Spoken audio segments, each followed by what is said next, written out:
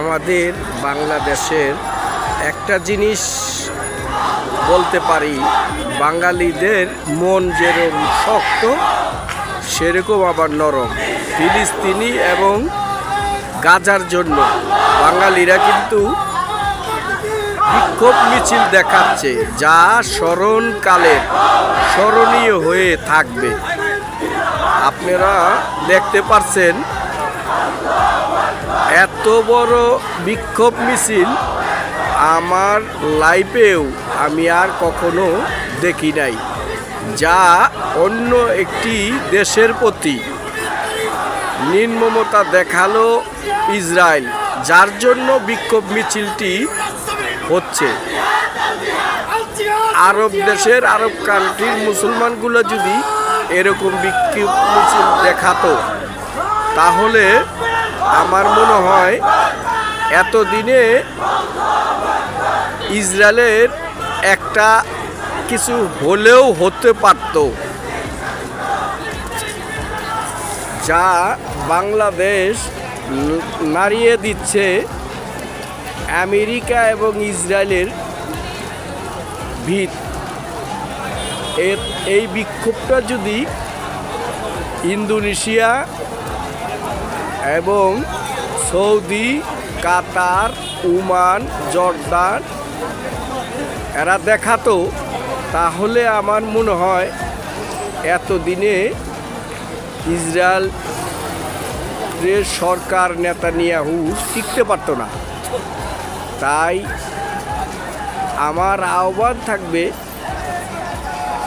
আপনারাও প্রতি দেশের থেকেই যার যার অবস্থান থেকে বিক্ষোভ মিছিল করে যাবেন, তাহলে মুসলমানের একটা কিছু হলেও হতে পারে। আল্লাহর উপরে ভরসা রাখবেন, কারণ আল্লাহ তো মহান, চাইলে অনেক কিছুই করতে পারবেন। আল্লাহ জানি আমাদের চাওয়া পাওয়ার পূরণ করেন, আমিন।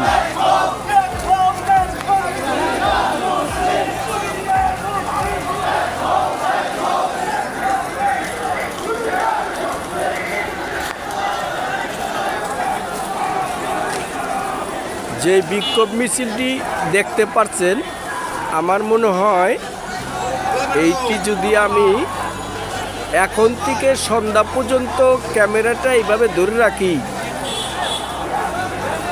এই বিক্ষোভ শেষ কোথায় জানি না। তবে আমার ধারণা আজকের বাংলাদেশে যেই বিক্ষোভ মিছিলটি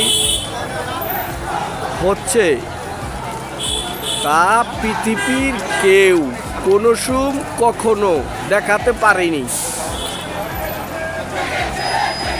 তাই গর্ব করে বলতে পারবো যে বাংলাদেশে আমরা বাঙালি হয়ে গর্ব করতে পারি, কারণ আমাদের দেশে প্রতিটা মানুষ ফিলিস্তিনির জন্য যার যার জায়গা থেকে উজাড় করে দিয়েছে। আমার মনে হয় এই মতো অবস্থায় যদি তাদেরকে কেউ বলে ফিলিস্তিনির যুদ্ধে যাবা নাকি, তাহলে কোটি মানুষও ছাড়িয়ে যাবে।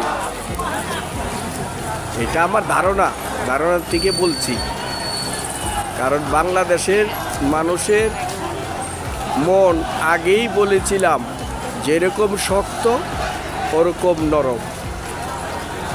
বাংলাদেশের মানুষের মন যদি একবার শক্ত হয়ে যায়, তাহলে যে কোনো ভিতকে নাড়িয়ে দিতে পারে। তার প্রমাণ আগেও বিশ্ববাসী এবং বাংলাদেশের লোক দেখেছেন।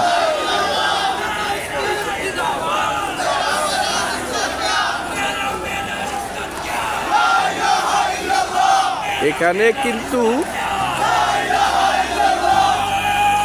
দলমত নির্বিশেষে সবাই বিক্ষোভ অংশগ্রহণ করেছেন স্ব ইচ্ছায়।